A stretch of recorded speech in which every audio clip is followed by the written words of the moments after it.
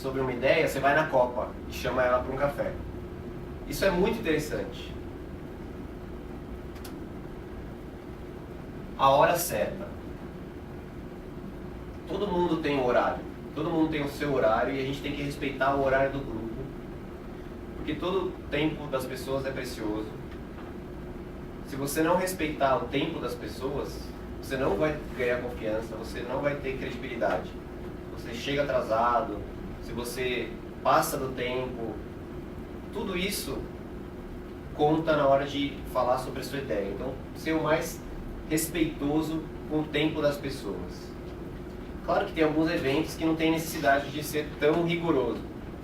Por exemplo, você vai fazer um happy hour, então óbvio que você não precisa chegar 15 no minuto certinho, você pode atrasar 15 minutos, 20 minutos, não tem problema.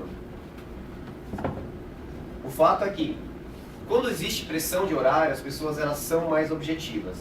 Isso é fato. Assim, a gente trabalha assim nos métodos ágeis, a gente tem um time box, então esse time box, estou olhando aqui agora, são 5h45, né, e eu sei que eu tenho que terminar até 6h30, que é o horário que está marcado. Então eu vou ter que respeitar esse horário e isso dá credibilidade, quando você chega no horário e quando você sai do horário.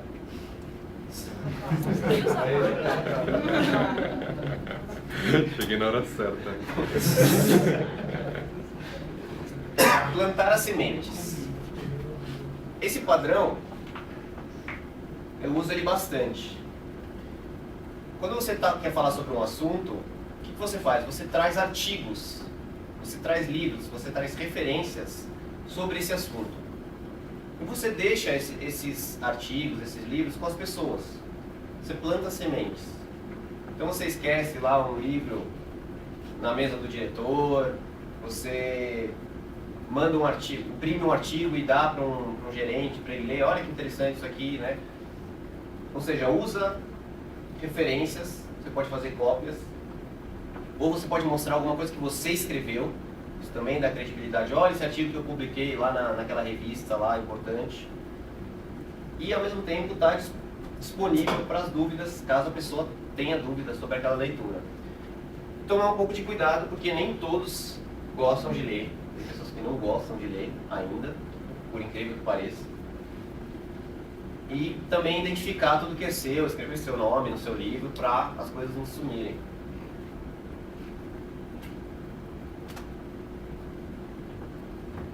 Fórum eletrônico. Um outro padrão diz o seguinte: é legal se a gente criar um espaço virtual sobre esse assunto.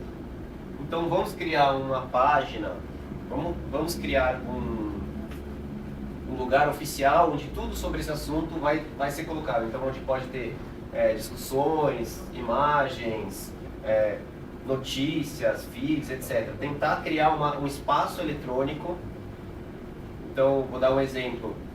Quando a gente começou a fazer o dojo na local web, a gente criou lá uma página onde a gente coloca todos os eventos que acontecem no dojo e deixa lá. Esse é o espaço oficial, quem tiver dúvida.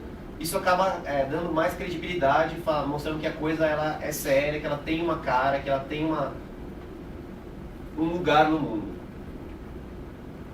Tá? E agora vamos à ação. Mais alguns padrões. Simplesmente faça. Muitas vezes a gente não sabe nem por onde começar. A coisa é tão grande, a coisa é tão difícil e a gente não sabe nem por onde começar.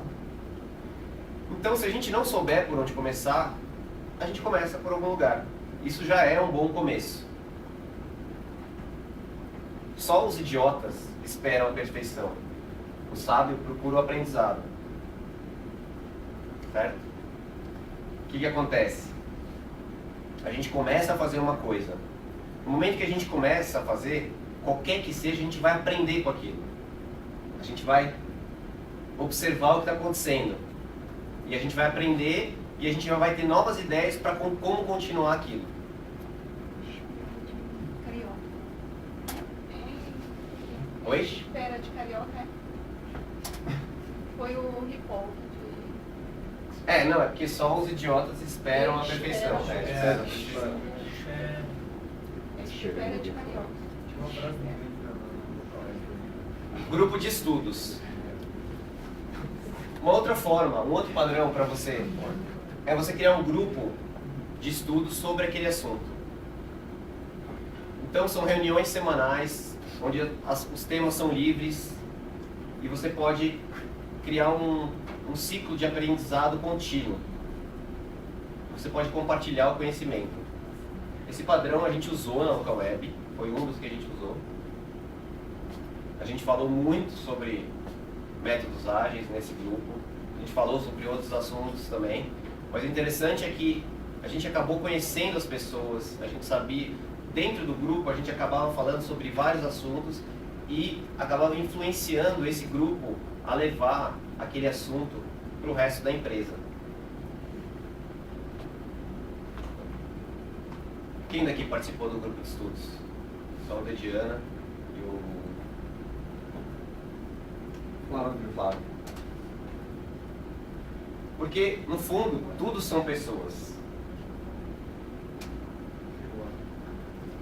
Como tudo são pessoas, vai ter uma hora onde a gente vai precisar de um ombro para chorar. O grupo de estudos era um exemplo de ombro para chorar. A gente ficava lá se lamentando que a coisa não funcionava. E falava, putz, mas a gente queria muito fazer método XP aqui, mas a Local Web não dá, é muito difícil. Então a gente ficava lá chorando. Tudo bem, esse é um padrão, um ombro para chorar.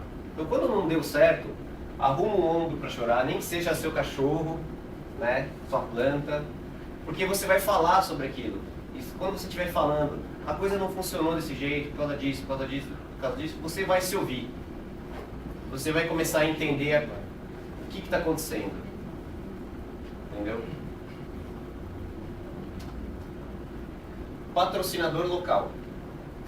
Sempre que possível, é importante que você tenha do seu lado uma pessoa que tenha poder para liberar verba, se você precisar de alguma coisa um pouco mais difícil. Então, quando você tem um superior que apoia a sua ideia, se você puder fazer com que ele banque algumas coisas, com que ele compre material, com que ele compre livros, com que ele reserve um espaço, enfim, tendo um patrocinador local, alguém mais alto que apoia a sua ideia, é muito importante.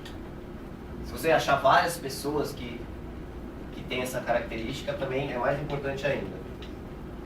Tomar cuidado, porque às vezes a pessoa é muito grande e ela pode roubar a sua ideia, né? Ou ela pode perder o foco e fazer você desviar para outras coisas, porque ela já tem tantas responsabilidades que acaba não perdendo o foco.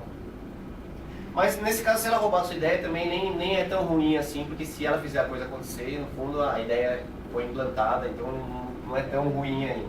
A única coisa é que você vai acabar perdendo mérito. Como convencer as massas? Rodada de testes. Esse padrão é muito interessante e a gente fez ele também.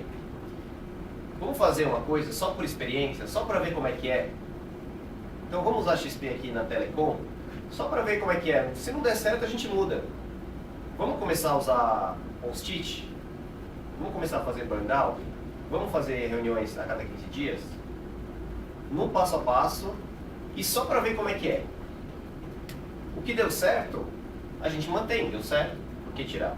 O que deu errado, tudo bem, porque era só um teste, era só um... Então esse padrão ele é muito legal por causa disso. Você não se compromete e ao mesmo tempo você consegue fazer com que as pessoas experimentem a sua ideia. As pessoas vão viver por um tempo aquela inovação e vão saber dar opinião logo na sequência. Acho que a questão ainda nem é a parte de comprometimento, mas é até porque, assim, normalmente as pessoas são muito resistentes à mudança, mesmo que seja para uma coisa boa. Às vezes até eles não sabem. Então, quando bota nesse sentido de ser, não, mas é só um teste, só vamos ver como é que vai ser, eu acho que as pessoas acabam ficando um pouco mais abertas. Exatamente. Exatamente. Além de você não se comprometer, você acaba... É muito mais fácil convencer as pessoas, porque você está falando, você vai usar só essa semana, depois vai voltar tudo como era antes. Aí a pessoa acha que tudo bem. E aí você luta contra aquela ideia do perfeccionismo. Se é só um teste, você não vai querer fazer tudo nos trinques até o último detalhe. Faz mais ou menos assim e vamos pegar o que se aproveita. Você luta contra aquela ideia que muita gente tem, que é de fazer até o negócio sair brilhando na primeira vez.